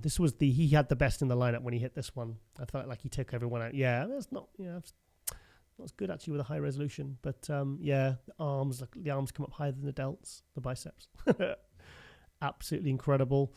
He'd still be a touch sharper there. He could still be a touch sharper. Maybe he'll do some more shows because I think top 3 now for the New York Pro means he's qualified for the Olympia. But I still think he could get a couple of wins. Maybe he should go to Chicago or the Cali Pro and maybe get himself. He's better off going in to the Olympia with a win because here's a guy that absolutely nailed bang on. Here's a guy that could be top 10, top 6, maybe not top 6, but he could definitely be filling out the 7th to 10th spots at the Olympia. So, rear lat spread as well. The side tricep's a good shot for him as well. Let's have a look at that one. Here we go. Yeah, fantastic. Yeah, really, really good. This has been the best showing for Justin for 2 years. So here's a guy who's really, really starting to get closer to his potential now. Okay, and here we go to the winner, Ian Valliere from Canada. Okay, let's have a look. Where's his best shot? I can't think what his best shot is. This shot. Okay, let's go to the most muscular. Yes. Oh, he does. Do you not? To be honest, now I've seen these higher resolution images where you get to see more of what really was going on. He does look more impressive than he did from kind of the poor quality images I was looking at on Instagram. So, yeah, I can see there's a better argument in these pictures for why he won. Because actually, when I look at the cell phone pictures, I didn't actually have him top 5 at the judging. I was surprised he won because I had Hassan, John De La Rosa, and Justin Rodriguez for the top 3. And then I had maybe Max Charles in 4th and him maybe 5th or 6th. But I will say it here, these pictures, he looks a lot more impressive. This tells a much, much better story. And sometimes you can only do that when you're either there or when you see the more higher resolution images. Okay, this is, for me, this is his best shot. Look at this, the side tricep, absolutely fantastic. For me, I think he has one of probably the best side triceps in the sport today. He stopped doing it as well with the leg forward, the Dorian style. I wonder why he's done that. But maybe he's been told he has to hit it properly. As the Pro League, like sometimes they stop them putting their own variations on poses. So yeah, so let's get one more picture up and then we'll leave it at that. So side chest. Okay, I still feel like he looked better at the 2018 Olympia when he took 14th. But he's certainly on his way back, and he was vastly improved from the Tampa Pro where he felt really disappointed. He was second there to Hunter Labrada. But the front lat spread's a very, very good pose for him. Let's have a look. Here we are. Let's have a look. I mean, this takes up a lot of room, this guy. This pose. So yeah, so congratulations there to Ian Valliere. That's after last year was a very disappointing season for him. He wasn't really getting the placings after kind of a lot of expectation after the 2018 Olympia. I think he won the Portugal Pro that year, or the Spain Pro, I think it was. It was one of those shows. And yeah, so here's a guy that's really starting to claw his way back up now. So he's got a big win at New York Pro now. So he's going to be going into the Olympia with a lot of momentum. I don't think he's doing any more shows now until the Olympia. So he's got 15 weeks to prep for the Olympia and move up on his 14th and improve upon his 14th place from the 2018 Olympia. So yeah, big congratulations there to, I guess, let's leave one picture up. Okay, front of bicep. That's actually not his best pose, but we'll leave it anyway. But yeah, the condition's fantastic there. Great job there by Ian Valliere and his coach, Patrick Tour from Switzerland. Very good friend of mine. Okay, guys, we're going to show the New York Pro pose down footage. Just been uploaded to MD. So let's have a look. Just turn the volume down a little bit, please, Clean. Let's have a look at this. Okay, here's the top 6 at the New York Pro. There's Max Charles on the right. He took 5th place. We have John De La Rosa here next to Max. Looks fantastic there. He was 3rd place. You've got Patrick Moore, who's 4th place. Then we have Hassan to the left of him. We have Hassan Mustafa. He was, 4th place. Patrick Moore was 6th. Hassan was 4th, my mistake. 2nd place there we have Justin Rodriguez. And there we have Ian Valliere. And I tell you what, I will take it back. Ian Valliere looks a lot better in the video and in the higher resolution pictures. I take it back. He looks absolutely tremendous here, and I can see kind of why he won actually. Yeah, it's sometimes you need to see the best quality images and video footage to really, and also sometimes you do actually have to be there. I mean, I've been at events when there's, let's put this full screen now. 1 second. Okay, and also there's all the other videos from MD. For the New York Pro. We have our Global Muscle last episode there. With Dennis James, Raymond Edmonds, and Eddie Bracamontes. There's all our minis. Okay, there. So, okay, let's go full screen. Okay, Hassan Mustafa looking absolutely colossal there. I mean, look at the thickness. Once he gets a little bit more muscle detail, and if he can manage to bring that waist in a little bit more, he's going to be winning lots of shows. This guy's hanging with muscle. Max Charles, that was a very quick pose there. Max Charles looking very, very good there. Not quite as good as he did at the Arnold Classic, but the Arnold Classic, he was absolutely exceptional. Okay, let's go to the placings now. I've just told you the placings, but it doesn't matter. Let's keep the suspense going.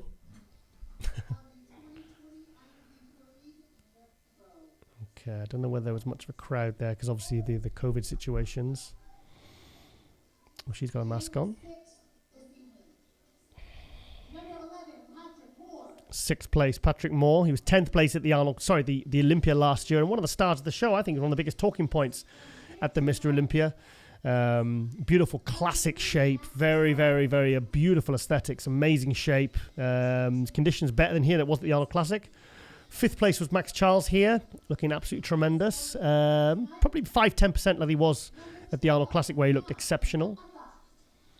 4th place, Hassan Mustafa. I'll be honest, I kind of did want to see Hassan in the top 3. He could have won it. I think he could have won it. I don't think anyone would have complained. But what a future this guy has.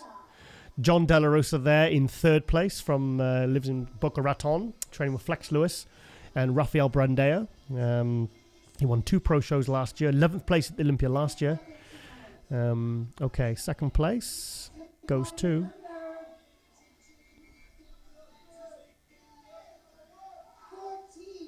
number 14, Justin Rodriguez. What an appearance for Justin. This, for me, is his best ever appearance.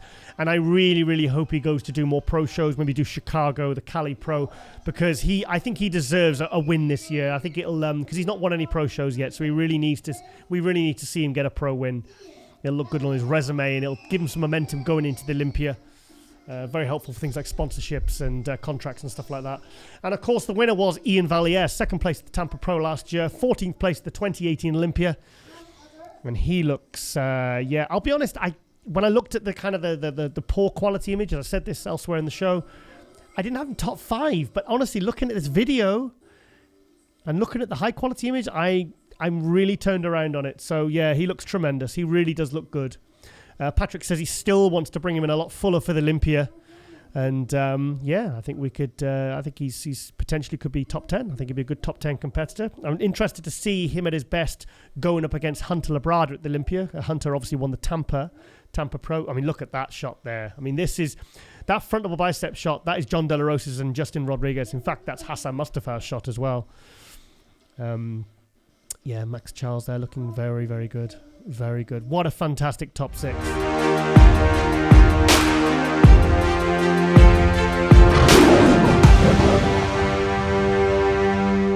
Okay, guys, it's shout-out time now. Also, very excited about bringing the shout-outs back. The viewers are, so I'm really happy to bring this back. Right, okay, first of all, we will go to...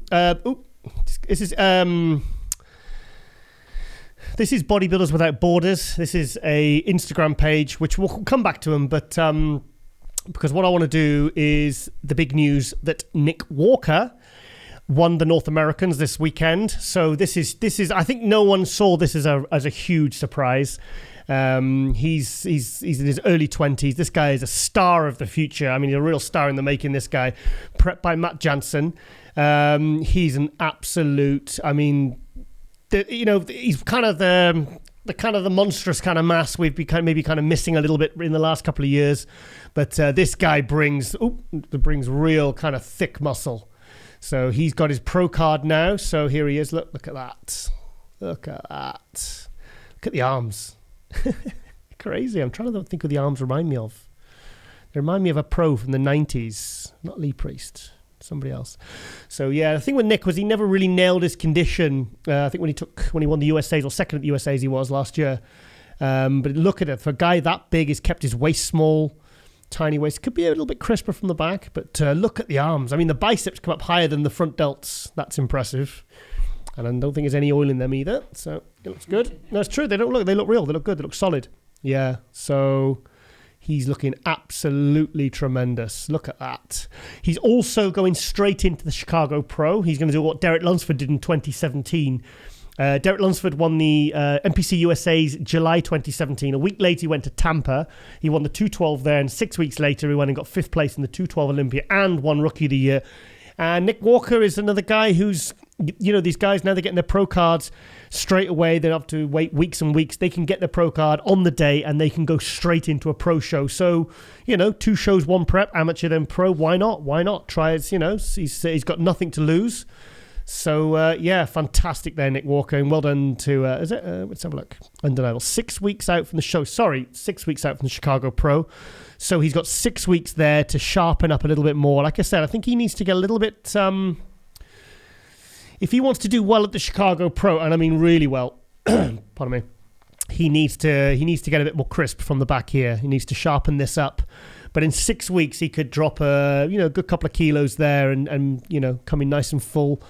And he could really do well. He's definitely would be a real exciting year for him if he went in and did really well at the Chicago Pro. Like if he won it or made top 3, or even if he's first call out, it's all going to be an added bonus for turning pro at I think he's 25 years old. I think he's 25 years old, isn't he, Nick? So fantastic. Okay, so let's go to Bodybuilders Without Borders. So this is a page that highlights featuring pros and upcoming amateurs worldwide. Donations accepted via PayPal.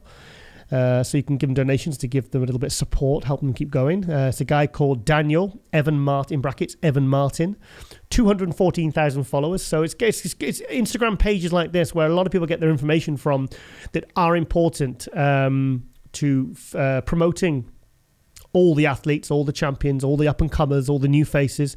There's Ian Valliere there from just winning the New York Pro. Incredible victory. There we are. Some great stuff here. So there's a lot of posts here, a lot of good information. Ian Valliere is going to the Olympia. Congratulations. Justin Rodriguez moved up to second. Gel De La Rosa. Let's have a look. Let's bring that up. So obviously at the start of this episode, you've seen all our review of the New York Pro. So let's go to the next shout out. This is Aaron Hudson. This is a UK athlete. This is a very, very big guy. This is someone, he's a big supporter of Global Muscle. He's always watched it from season 1. And is this that video? Let's have a look. Okay. Need some more front shots. I mean, he's a big dude. He's a tall guy as well. Very, very strong guy. Yeah, there you go. Best I've felt and most confidence I've had going into a bodybuilding competition, 22 days. So he's doing the UK British finals with the two bros. It's the UK NPC Worldwide division. So he's looking to go and win the super heavyweights. I think I've got 5th place in the super heavyweights 2 years ago at the two bros. I was head judging wellness for them there. And I watched Aaron, and he's just one of these guys. He's very well put together, great structure. He just needs to bring that condition a little bit better. Ooh, let's have a look. Okay, let's have some other pictures. Big dude. Yeah, there they are. Big, huge, big back. Okay, let's be playing golf there. They're all back shots. What's this? Come on, Aaron. I want to see you from the front, mate. So there he is with Nathan D'Asha. Okay, Nathan D'Asha. There we are. He's looking as big as Nathan there. Wow. Okay.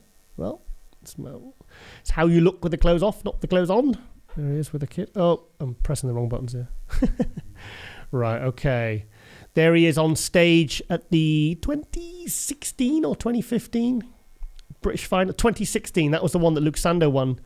With James Hollinshead there. So he's there, with two very, very fantastic pros. Luke, obviously, we sadly lost this year. But that's the 2016 British final. So I get their faces. There we are. There you go. There's Aaron there. See, look there. He compares well. He's got pro level size, big legs, big calves. So, okay. There's another shot. I just hope he's nailed that condition. I mean, I know these are very, very well filtered pictures and sharpened up, but I really, really hope he nails it and really brings it to the stage at the two bros, because he is a pro waiting to happen, really. It was just purely condition that he needed to nail. So hopefully if he's nailed that, he's going to be joining the pro ranks, I hope. So, all the best to Aaron there. Big dude. Keep an eye out for him. I'll check him out. Aaron Hudson, give him a follow. Very, very, very, very good UK athlete looking to turn pro. Okay, let's go to our next shout out. This is Mela Ash. This is Mela, who we had on, what episode was it? A few episodes ago, 2-3 weeks ago? Yeah. Met on season 3. Go and check it out. Mela Ash. Now, Mela at the Tampa Pro, I think she was 9th or 10th, wasn't she? 10th place at the Tampa Pro. But this was in the women's physique. I think we're all very disappointed by that. We kind of we had high hopes for Mela this year. She's done the Olympia 3 times. And then she sent me a message on DM, was it a week and a half ago, and she said, Giles, I want you to know I am switching from women's physique to female bodybuilding. So, yeah, so it was a big shock. And on last weekend, she won the New York Pro. Let's have a look what she's got to say here. Okay. Hi, everybody. Okay, so I just got off the stage from doing my pro debut in women's bodybuilding at the New York Pro, and I'm happy to say that I was called out in the confirmation round. So it's top 2. Me and the exquisite Kim Buck will be second place, battling it out, so to speak, in finals tonight to see who gets. Oh, well, oops, sorry, just clicked that off there. Yes, so it was 1 and 2. She was correct, but she won. Mela won. Mela won her first female bodybuilding competition, so she's now going to the Olympia. Yeah, so really, because we were hoping she would come into Alicante with us, didn't we? Yeah, so I would imagine there is absolutely no need for her now to go to Alicante. So she obviously was destined to go into female bodybuilding, and I put that picture on the Global Muscle Instagram, this one here. I love that picture. Look at her shoulders. Yeah, so so it's really exciting because obviously we have the Miss Olympia coming back to the Olympia this year. First time they stopped it in 2013, I believe it was. And the last one was 2012. It's coming back to the Olympia this year. So we have, so Mela is... Oh, look, there's us. A true athlete is naturally abnormal. I put a little quote on... I won't press that because you don't want to see me. So, so that was that was a brave step to go from women's physique and do a show just a few weeks later. But it shows obviously she was in the wrong category. She went, if you're going to be 10th place in women's physique at the Tampa Pro and then you go to a female bodybuilding show, which is arguably a bigger show at the New York Pro, and you win the female bodybuilding, then that tells you that you were not in the right category, but you are now. So she's so Mela was so happy for. Oh, look, she's lovely there. We love Mela. Look at her shoulders. Wow. Oh, look at that. Oh, she's lovely. Okay. So our final shout out is yours, Carlene. Let's have a look. This lady's name is Dana Shemish, IFBB Pro, Israeli woman IFBB Pro. Is she? I believe she's based in Miami, isn't that right, Colleen? Yep. Carly, yeah, okay. She's based in, what category? Let's have a look at some contest pictures. Is this the North America? Oh, this is Pittsburgh. This looks like Pittsburgh. I thought it was North American then. Oh, look at that. Oh, she's lovely. What a lovely shape. Yeah, beautiful. So Dana is women's... So here is some photo stage from the Pro Masters Physique division in Pittsburgh Championship from yesterday. I competed in both divisions, Pro Masters Women's Physique and Pro Masters Bodybuilding. It's a different posing. Right, okay. So she's women's physique, so she's doing Masters. That means she's over 35. Shh. No, it's over 35 for Masters. You can't say that on camera. You never reveal a woman's age. A lady's age, sorry. Carlene, really? God, terrible. She's 20... Yeah, okay. Let's have a look. So how long should we be competing for? Let's get some... Oh, that's a nice picture. Look at that one. 1,700 likes. Okay. Wow, look at that. Oh, she's beautiful, isn't she? What a beautiful physique, though. Beautiful physique. Let's have some more pictures. Oh, pretty much same picture. Slightly different angle. Okay, there's a before and after. Oh, she's 4. Oh, well, it's there now, so we've seen it. So 2013, 38. 2020, she's 45, guys. I can't believe that. Wow, look at that. Look at that change in 7 years. Age is just a number, believed to achieve. Transformation Tuesday. I mean, would you believe that's even the same woman? Yeah. I mean, wow, she's amazing. Okay, she did the Tampa Pro. Last competition. Yeah, she's the Tampa Pro, July 31st, 2020. It's amazing what we can achieve when we really want something and willing to do anything for it. It's the best feeling when you're able to achieve your goals and dreams. It empowers you in all the levels, mentally, emotionally, and physically. My goal is to help you achieve your goals. So lots of goal talk. Yeah, so fantastic. Yeah, 45. Wow, she's a badass. Look at that. Well, yeah, beautiful physique. So she's pro. correct? You pro? Yeah. Okay, she's pro. Wow, okay. So I'm trying to work out if she got a pro card. Did she get a pro card at Pittsburgh? Okay. Pro. I made the switch from pro women's physique to pro women's bodybuilding. She's done what Mayla's done. She switched to female bodybuilding. Okay, let's have a look. Okay, that's her there. Wow, 45. 45 years old. Absolutely incredible. Okay, do you want to see any more pictures, Carly? Any you want to see? Any you want to pull up? Yeah. You happy with that? Yeah. Wow. Yeah. Okay, give this lady a follow. She's absolutely incredible, inspiring woman. Switch from women's physique to women's bodybuilding, just like Mayla Ash has. And yeah, absolutely smashing it. 70,000 followers. Dana Shemesh, the first and the only Israeli woman IFBB pro. So give her a follow. Okay, guys. Well, I hope you enjoyed that one. Yeah, really enjoying bringing the shout-outs back now.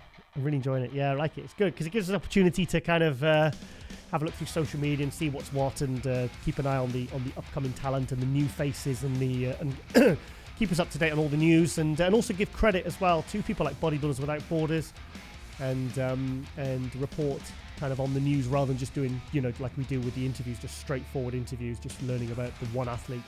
So, okay, guys, well, I hope you've enjoyed this New York Pro review special episode. We'll be back next week with more exclusive interviews.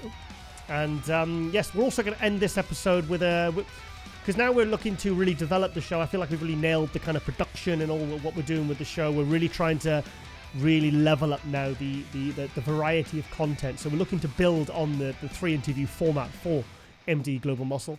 So we're going to go to, we caught up with British pro, Nathan Diasha, Open Pro, 6 pro wins. Last year he won the Korea.